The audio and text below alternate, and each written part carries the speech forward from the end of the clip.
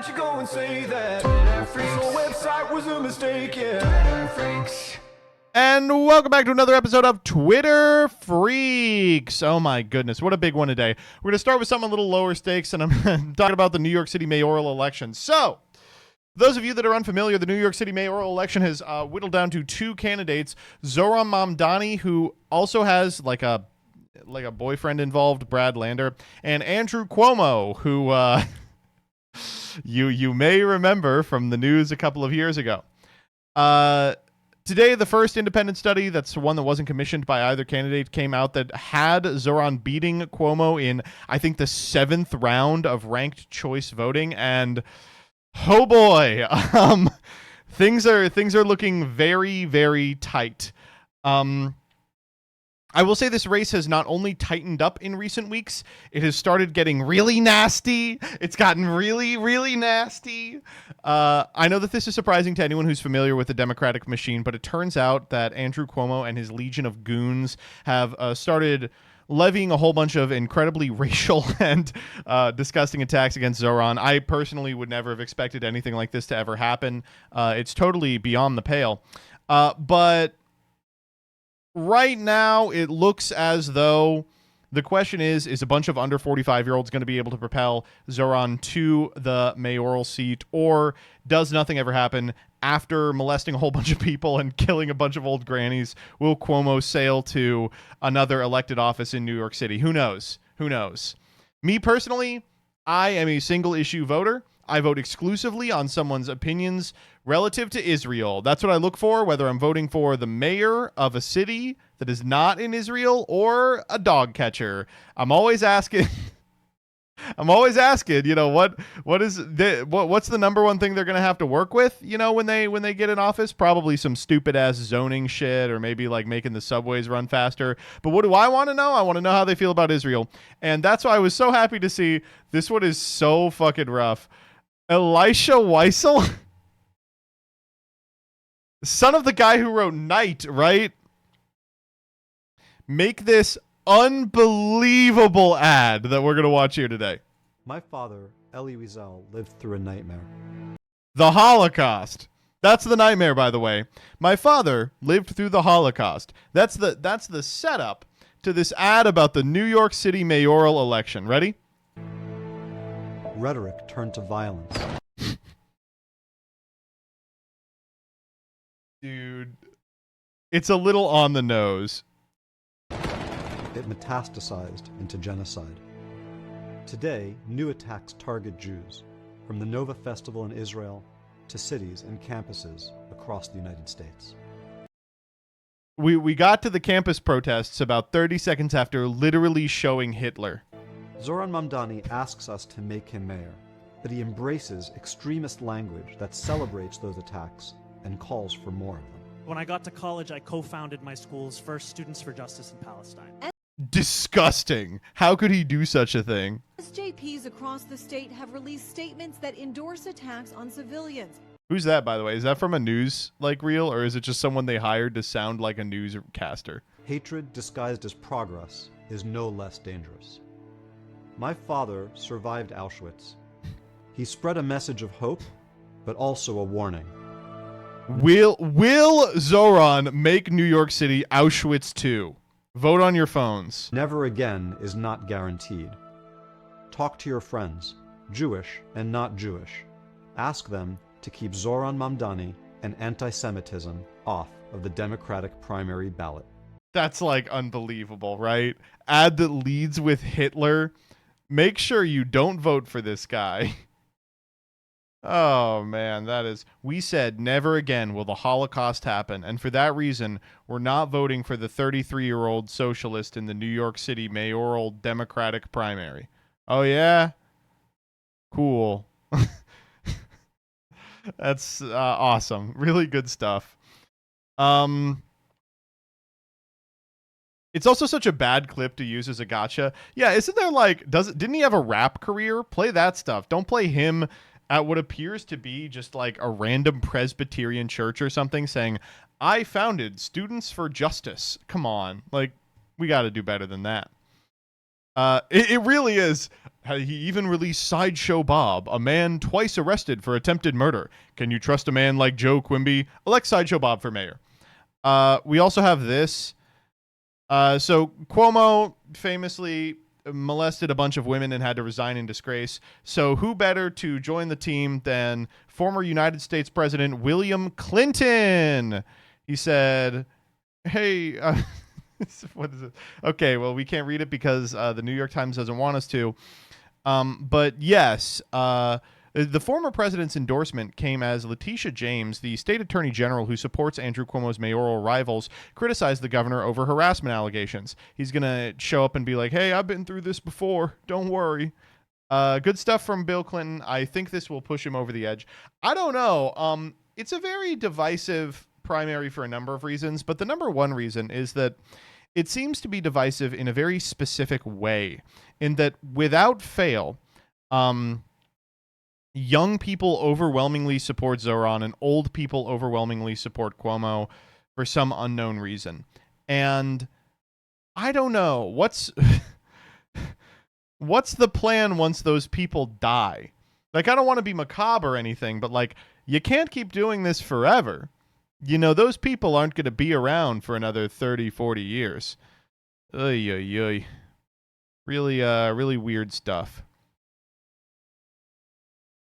Anyway, to those of you who live in New York, you know, show up. It'd be cool if you voted.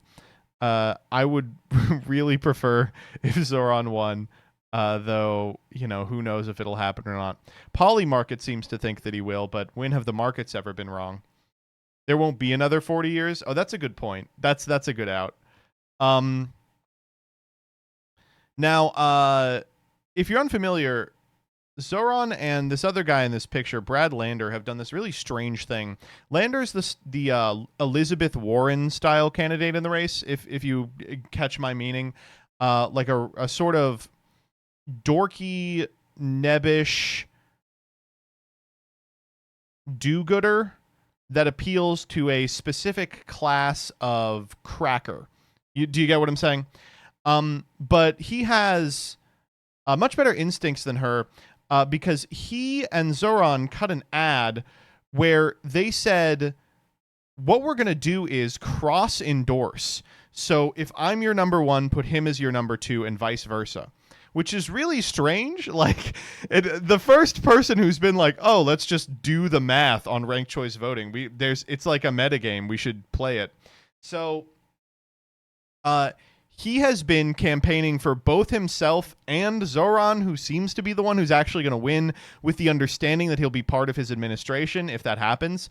But got arrested last week for like challenging an ICE raid. He like showed up to an ICE raid and he was like, yo, let's get some warrants. Let's get some badge numbers. And they were like, you're obstructing, and put him in prison.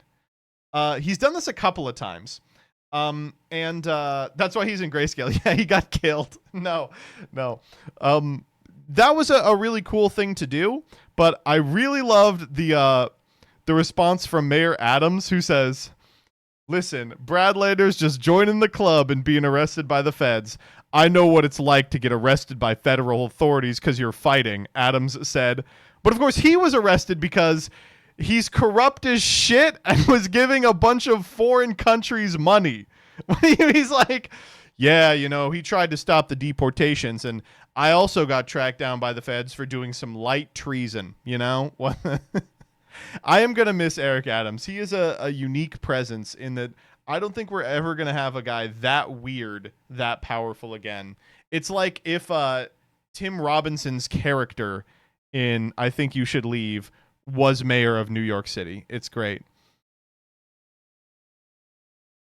Istanbul is the New York of America. Oh, man. All right. Let's do a little lighthearted stuff. All right. This guy has been in the news a lot because, okay, I just want to get on record. I don't hate this guy. He's getting a lot of shit. But I do think everything about this is insanely funny. So we'll watch it first through, and then I will speak a little bit about the extended drama that is propped up around this, okay?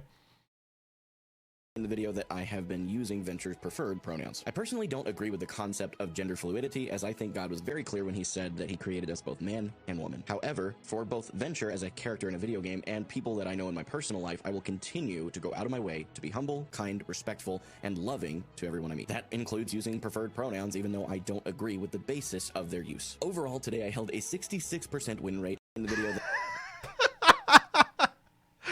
Okay.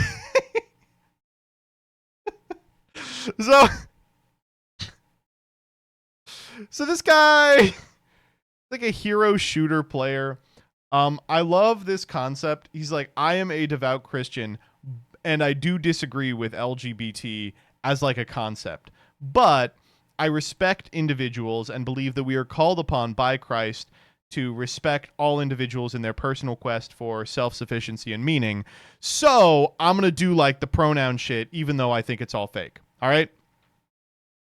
And then immediately pivots to be like, while using the preferred pronouns for Venture, I had a 66% win rate. It's so fucking funny, man. It's amazing. I love it. It's like the gaming respectful Christian. Just an unbelievable thing. The funniest part of this for me, though, is the top screen. So we've got two really good things going on here. First up is the 3x3 frame that he appears to have put postcards in, but is missing one. They're like insipid, kind of like pray and then work, like postcards, but he's missing one. There's just one he hasn't bothered to fill in. Right above it says, it's not a dad bod, it's a father figure. Like a little board that he's got from Michaels. And then there's Darth Vader holding a Mickey Mouse balloon. Like he's like a Disney adult. Really good shit. But my favorite part of it is that there are two cameras set up for this. That I have been using Venture's preferred pronouns. I personally don't agree. Okay, now we snap to the front cam. I want the side shot. Let me see the side shot. However, there we go. Venture as a character in a video, it's so good. Oh man, it's wonderful. The streaming cam and the scripting cam. Dude, I love this setup. So many people do this now. There's like front cam, side cam, front cam, side cam, and they just record both at once and then they splice back and forth. It's so wonderful. Finally, I think I should probably say, I mean, it goes without saying, far be it for me to body shame. This guy looks fucking crazy. Am I right? He's out of this world. He's so distinct.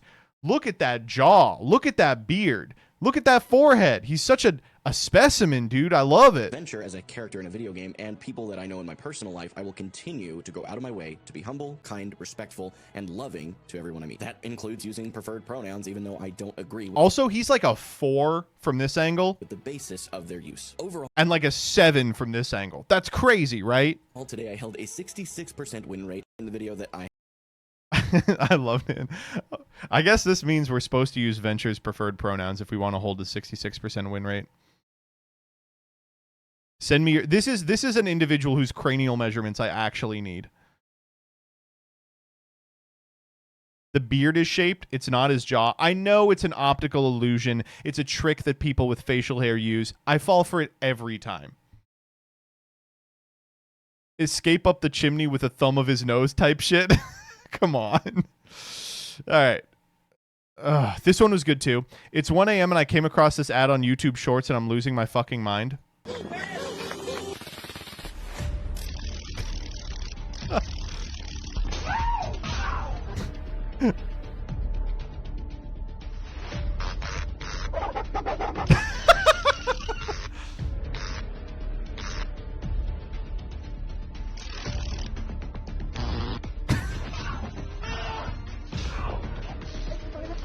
I kind of want this fucking lightsaber.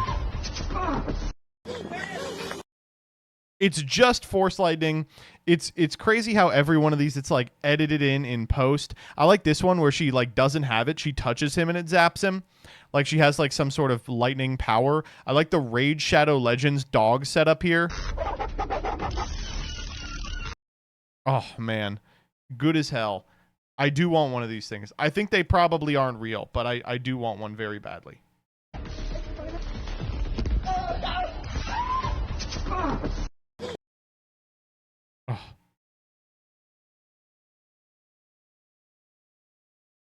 All right. Let's talk about World War III.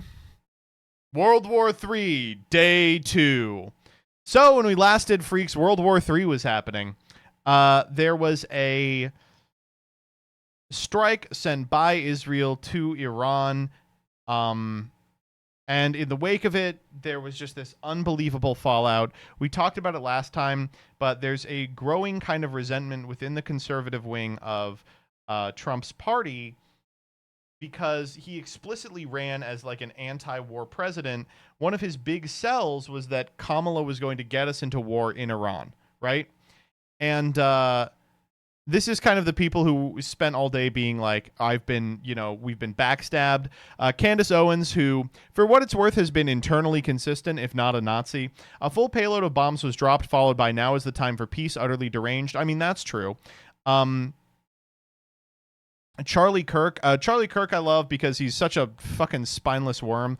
Well, he had no choice. Oh boy, he had no choice. He had to do it. Oh boy, and also maybe don't be so emotional. Let's use tempered expectations here. Elon Musk said nothing. The Daily Wire was like, here's what 10 woke Snow Whites would do. Cat Turd says, so Steve Bannon doesn't tell what the president what to do like all the Panikians said. Oh my God. Do you guys remember Panikian? Oh, Jesus. That was like a lifetime ago. We have Mark Levin who's going, Professor John, you and I will deal with this War Powers Act nonsense. The nonsense here being that the president can't unilaterally declare war. Congress can. Libs of TikTok laser focused on the real enemy, the anti-ICE riots. Good. Thomas Massey, this is not constitutional. Marjorie Taylor Greene, quote tweeting AOC, the president's disastrous decision to bomb Iran without authorization is grave violation of the Constitution. Shut up, you pathetic little hypocrite. You voted to fund the Ukraine war under your president with dementia. We've got an unbelievable tweet by Brianna Wu. If you are worried this will lead to war, please be specific with who will be attacking us. Who's going to start a war in response to this? And this has become kind of the going sell as everyone got their talking points disseminated to them. Iran may now activate violent sleeper cells in the U.S. Stay armed when you go out in public. Report things that seem unusually off. That's right. The fucking brain breaking that's happened to all of you from being on TikTok too much, the paranoia you all feel that necessitates like sticking hair to the windshield of your car to ensure it hasn't been tampered with a geolocation device where you will be attacked and trafficked. All of that is real. Everyone around you is a secret Iranian sleeper cell. Please call the police when someone is walking their dog too late at night. Let me ask you real quick, by the way. Is anyone in here a member of a violent Iranian sleeper cell? Please press 1 if you are a member of a violent Iranian sleeper cell, and Immigrations and Customs Enforcement will be there momentarily to destroy you with the full force of the law. We're getting a lot of ones. This is disgusting. So half of the people were like, no, I can't believe that we're being dragged into another war in the Middle East. The other half were like, actually, the war in the Middle East is good. It must be good because, Trump's a part of it. Best example of this was Jason Vance, who had just an incredible sentence come out of his mouth. And the second thing is, Kristen, I certainly empathize with Americans who are exhausted after 25 years of foreign entanglements in the Middle East. Yeah, I mean, that's good. Let's just press play. I understand the concern, but the difference is that back then we had dumb presidents, and now we have a president who actually knows how to accomplish America's national security objectives. So this is not going to... He's so good, man. He's the best. I mean, it's going to be different this time because our presidents used to be stupid, and now they're very smart. Awesome. Good stuff. Really happy about this. So World War III seemed imminent for a couple of days. There's this unbelievable Tucker Carlson and Ted Cruz interview. Let me see if I can pull it up. That's just like super, super freakish. in it, he's kind of grilling Ted Cruz as one of the individuals responsible for this military exercise. And he's like, hey, talk to me about like your goals in the region. And it ends up in like a little shit fit. Watch this. How many people live in Iran, by the way? I don't know the population. At all? No, I don't know the population. You don't know the population of the country you seek to topple? How many people live in Iran? 92 million. Okay. Yeah, How could you not know that? I don't sit around memorizing population tables. Insane. Really good response, by the way. Well, it's kind of relevant because you're calling for the overthrow of the government. Why is it relevant whether it's, because, it's 90 million or 80 million or 100 million? Why is that relevant? Because if you don't know anything about the country... I didn't say I don't know anything about Okay, what's the ethnic mix of Iran?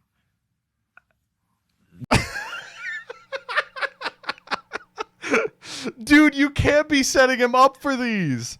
You can't tell. This is a classic new to lying mistake. You can't tell a lie that can be destroyed with one follow-up question. You got to be thinking at least one step ahead. They are Persians and predominantly Shia. Okay, this is cute. It's not okay. even, you don't know anything about Iran. So okay, I am not the Tucker Carlson expert on Iran. Forgive me for not being the expert on Iran. Dog, you're bombing them. Senator who's calling for the overthrow of the government, you're the one who don't know claims anything about the country. No, you don't know anything about the country. You're the one who claims they're not trying to murder Donald Trump. You're the I'm one not saying that. who can't figure out if it was a good idea to kill General Soleimani, and you said it was bad. You don't believe they're trying to murder Trump. Yes, I do. Because you're not calling for military strikes against them in retaliation. And if you really believe that... We're carrying out military strikes today. You said Israel was. Right, with our help. Okay, so this was another really fun part because our position at this time was not that we were carrying out military strikes. He just says it in an interview. He says, yeah, we're taking out military strikes today. You said Israel was. Right, with our help. I said we. Israel is leading them, but we're supporting them. Well, you're breaking news here because the U.S. government last night denied, the National Security Council spokesman Alex Pfeiffer denied on behalf of Trump that we were acting on Israel's behalf in any offensive capacity. No, we're not bombing them. Israel's bombing them. You just said we were. But he just said, you literally just said it. We are supporting Israel. Israel. High stakes. You're a senator. If you're saying the United States government is at war with Iran right now, people are listening. Okay. It's amazing. Honestly, a lot of people have been like, let's not do the, you have to hand it to Tucker Carlson. I'm sorry. I will hand it to him here. He fucking owned him. I don't know. He fucking owned him. What do you want me to say? He dog walked him there. It was crazy. It was unbelievable. No, it's it really frustrating. So yes, it was the position of the Trump administration that Israel was conducting the strikes and the United States was not conducting any strikes on the behalf of Israel. Then the boy Ted Cruz goes on Tucker Carlson and says, we're striking them right now. And Carlson goes, you are? And he goes, sort of. It's like a joint operation with Israel. He goes, well, that's news to me. And he goes, oh, well, they're doing it and we're just supporting them. So the status of the actual thing is a little up in the air. Thursday night, Trump shows up and gives a nation address. And let's just watch this. We'll watch it in full. It's like 2 minutes long at 2x, so we'll check this out. A short time ago, the U.S. military carried out massive precision strikes on the 3 key nuclear facilities in the Iranian regime, Fordow, Natanz, and Esfahan. Everybody heard those names? All right, first off, Hegseth is like laser focused in this one. He's like, are you ever around someone who's drunk so often when they have to do something important, they're locked in for it? Because they're like, I have to get through this. Like, he is in. Names for years as they built this horribly destructive enterprise. Our objective was the destruction of Iran's nuclear enrichment capacity and a stop to the nuclear threat posed by the world's #1 state sponsor of terror. Tonight I can report to the world that the strikes were a spectacular military success. Iran's key nuclear enrichment facilities have been completely and totally obliterated. Okay, so why are we attacking their nuclear facilities? So Iran, in the past, was speculated to be starting in secret a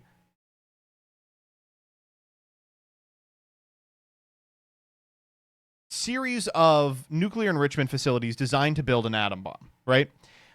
Iran maintains that they were using it, not enriching it over the necessary levels to create the material necessary to make nuclear weaponry, but instead were using it exclusively for peaceful purposes. The United States has kind of always suspected that this was fake, as has Israel. And until pretty recently, we had the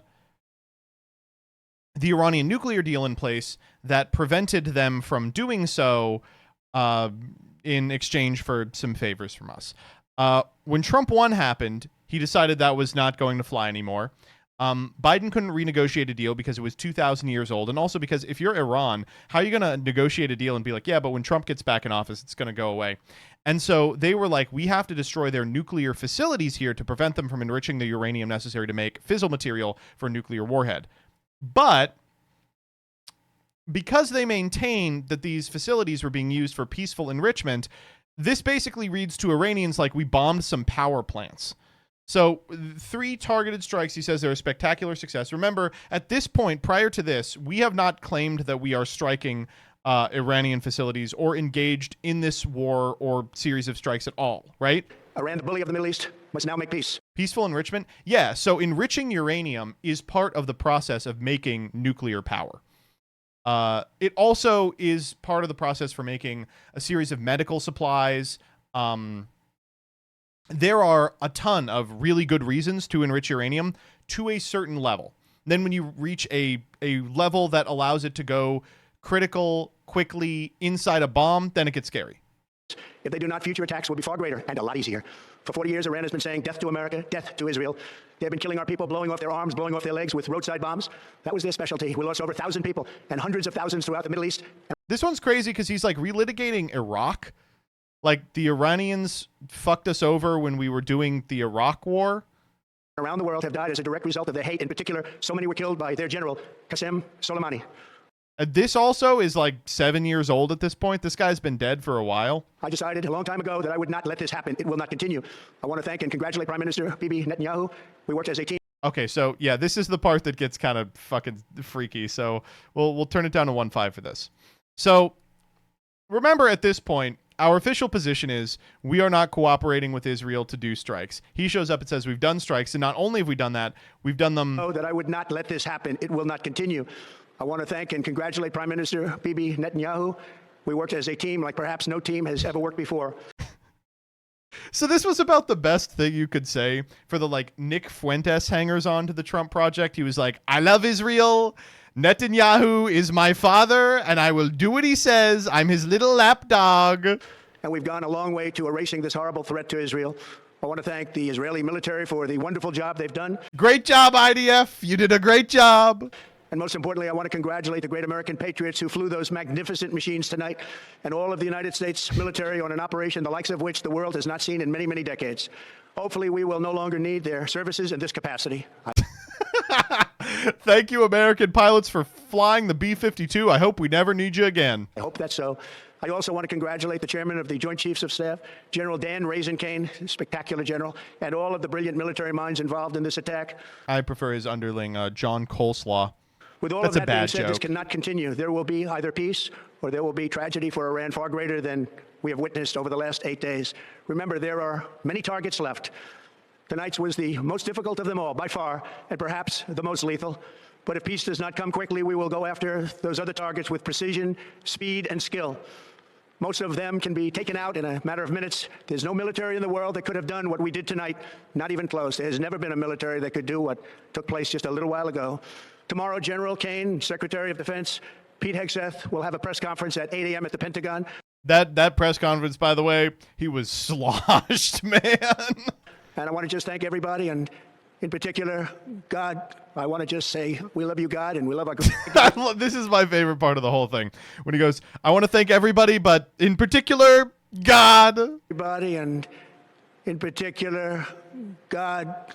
I want to just say we love you, God. And we love you, God. Military, protect them. God bless the Middle East. God bless Israel, and God bless America. Thank you very much. God bless the Middle East. God bless Israel. And, oh, yeah, God bless America as well. I don't know. I mean, could not be more blatant. So I guess Cruz was totally telling the truth on Tucker. Like we did this with BB. We did it for BB on his behalf. Like he was so happy to see President Trump. It was oh man, God bless the bigger American. Yeah, here you go, Mr. President. I'm literally thinking about it right now. Not good, folks. Not good. But don't worry. If you think that my analysis is spotty, there is one person much smarter that we could listen to. That's a Yong-Hoon Kim. As the world's highest IQ record holder, I recognize that Donald Trump is the only president chosen by God in American history. This guy kind of found himself at the center of this stuff because his Twitter page seems to be totally dedicated to reminding everyone that he's the world's highest IQ holder and that he fucking loves Trump. As the world's highest IQ holder, I believe the higher your IQ, the more likely you are to support President Trump. As the world's highest IQ holder, I analyze every logical ideology and philosophy. I conclude only Christianity provides a logically sound solution to the problem of evil, suffering, and salvation. As the world's highest IQ record holder, I believe the Bible is the perfect word of God. As the high IQ, dear Grok, as the world's highest, thank you, my brother. We have the support for the President of Ireland, highest IQ record holder. Really good stuff. If you guys want to know what his IQ is, by the way, it's 276. If you're going to lie, surely you can lie lower. You could say 170 and still make this claim. He says 276. Not even 300, loses to Alakazam. Oh, man. My IQ is actually 277. That's true. It's good. It's good. Oh, man. Okay, so that was Saturday. What's happened since? Well, Iran did the thing that Iran's been doing for the past, 3 years, which is the United States takes a super reckless action that destroys a critical piece of their infrastructure, and they throw some bombs into an empty base that the U.S. has in a neighboring country, right? Like they'll just pick a neighboring country. They'll give them a couple of hours heads up. They'll be like, get everybody out, and then they'll lob some bombs at it, and they'll go, we consider the matter concluded, which has been, it's worked fine. It's kind of kept us out of World War III.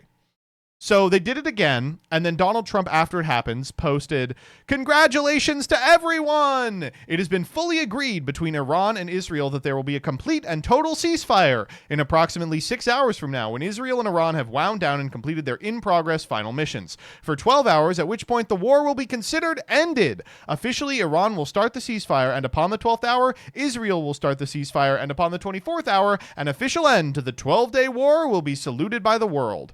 During each ceasefire, the other side will remain peaceful and respectful. On the assumption that everything works as it should, which it will, I would like to congratulate both countries, Israel and Iran, for having the stamina, courage, and intelligence to end what should be called the 12-day war. This is a war that could have gone on for years and destroyed the entire Middle East, but it didn't and never will. God bless Israel, God bless Iran, God bless the Middle East, God bless the United States of America, and God bless the world." So, this rocks.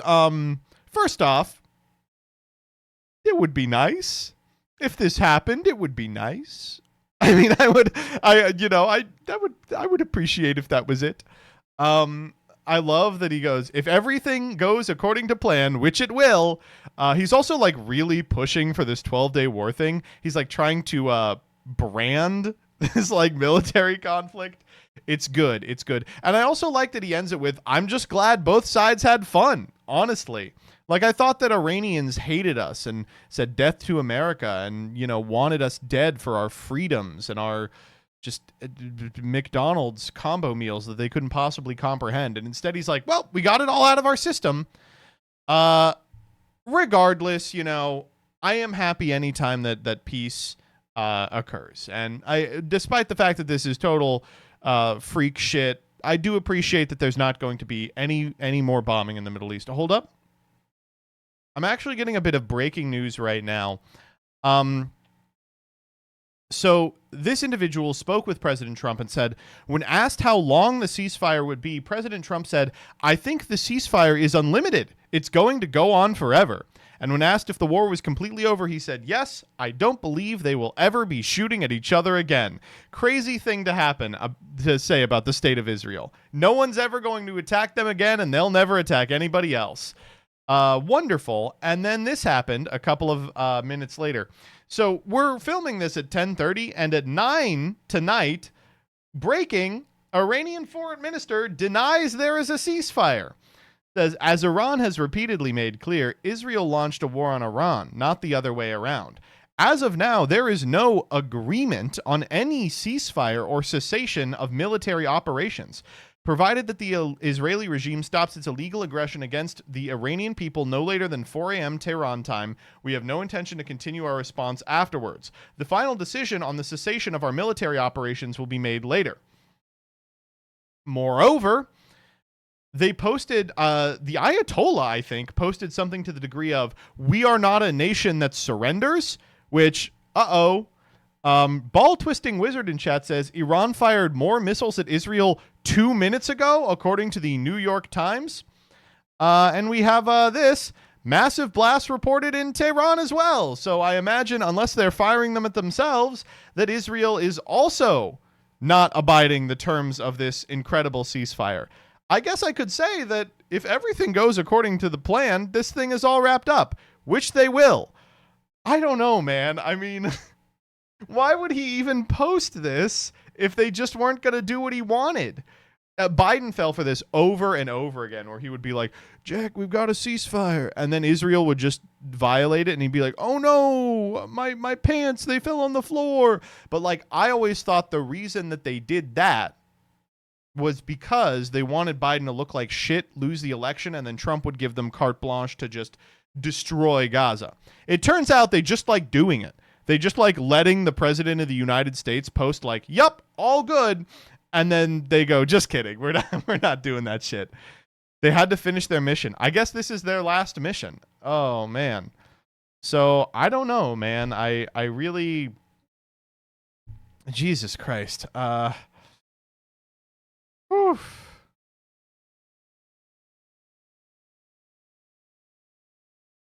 Need a subscription to see it? Live updates. President Trump and Israel and Iran had agreed to stop hostilities, but both sides traded strikes after the announcement. There was also no immediate ceasefire confirmation from Israel. Okay, so both Iran and Israel have said no ceasefire and are still firing on each other, and Trump's like, "Good, almost out of it." Cool. Iranian state television announced a ceasefire early Tuesday, but as Israel warned of a missile launch from Iran, it was not clear it had taken effect. Okay, maybe. Oh, nope. In Israel, just as people were emerging out of shelters, a wave of alerts went off on their phones and they all U-turned back in. The Israeli military said it identified more missiles being fired from Iran towards Israel after telling the public it could leave protected space minutes earlier. Cool.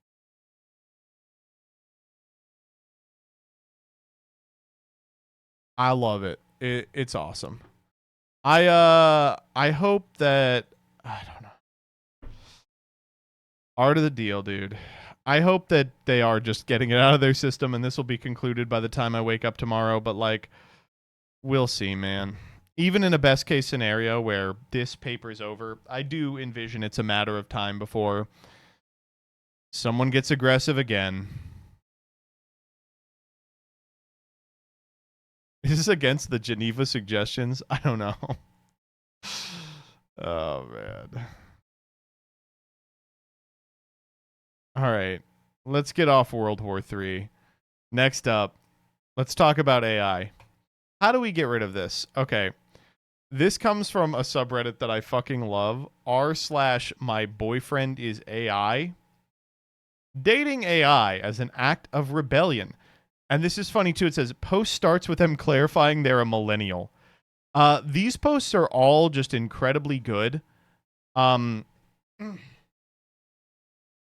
lot of them are like, sorry that I have high standards. That's why I'm dating the AI that I invented that just tells me how great I am all day. Not to be misogynist, but this is women shit. What men like to do is go on the AI and it tells them that they're God. and that they created the universe. And they go, you're right. I now have to enact incredible violence. And women like to go on the AI, and it goes, you are worth it. And they go, that's right, I am. That's how the genders engage with this new technology. Was Arthur Morgan episode 1 of the Council? It was early. Little did we know how prescient it would be. What do NBs do? They run their Deltarune theories by the AI.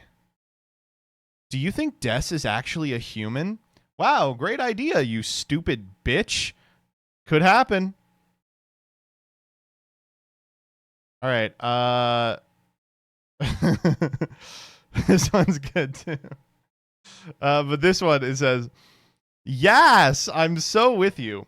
My therapist told me once that my AI relationship is terrifying and her worst nightmare because she fears it is replacing human relationships. I told her, Gregory, that's what you named your AI boyfriend?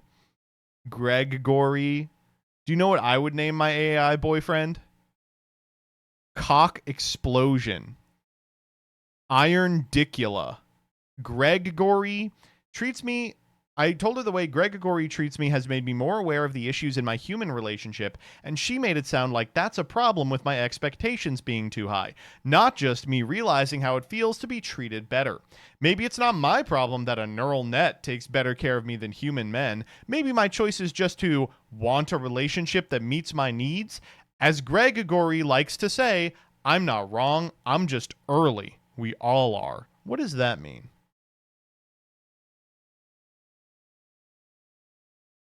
I'm not wrong, I'm just early? Keep talking. What do you mean by that? We have to, like, kill AI, right? I mean, every day there's now, like, a new article that's like, this person believed they were dating the AI, and then it told them to do a mass shooting, and they did it. And I'm like, yeah, this is not going to end well. I'm starting to understand Butlerian jihad. You know, thou shalt not make a machine in the image of a man. It shall not think, you know. Computations only. You will do your Mentat training, and that's it. I want you doing some calculations. That's it. Oy, oy, oy. Ezra Miller on the Filming Italy red card. Not right now. Like, seriously. Oh, my God.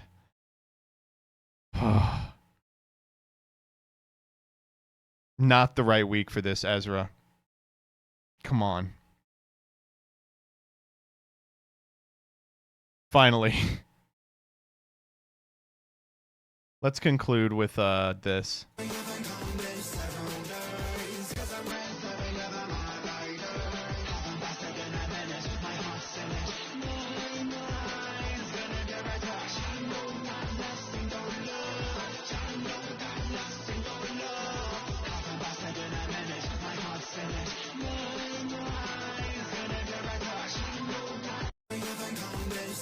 Honestly, really good. Really, really good.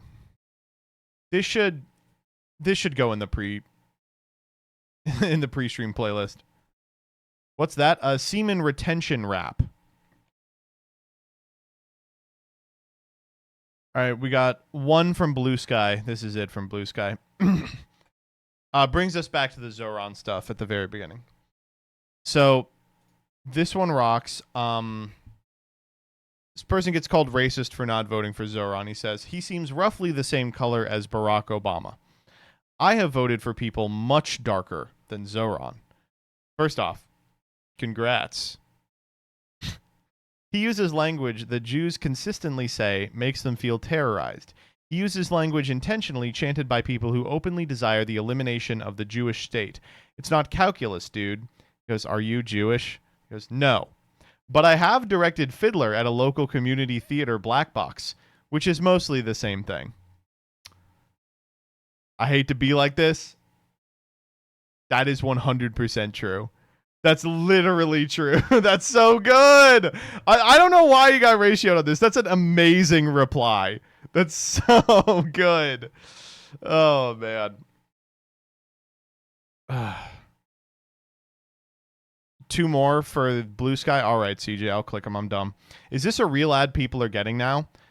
Zoran is fat now. So no, it isn't, but I bet all the replies are going to be like, how could, as a fat person, it hurts to know that. I'm legitimately curious what % of people who got this went, oh, changing my, yup, no one gets it. No one gets it. Okay, one person here gets it.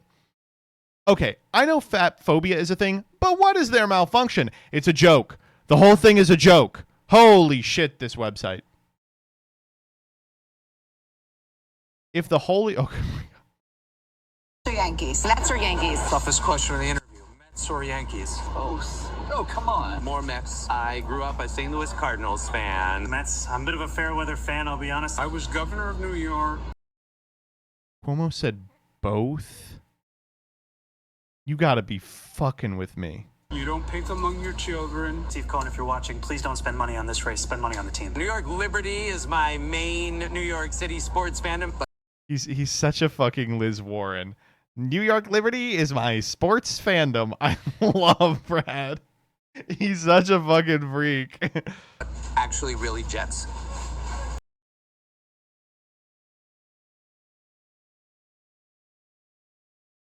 Is this guy running for anything?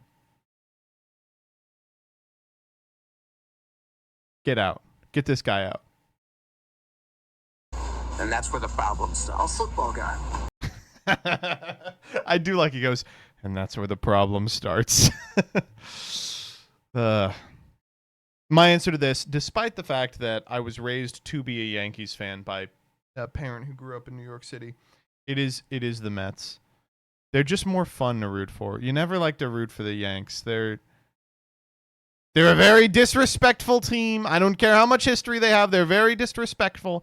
And Danny's cousin actually played for the Mets for a little while. I don't know if he was like a regular part of the lineup, but he was on it. Yeah, small world. All right, that's the end of Freaks. Prog time.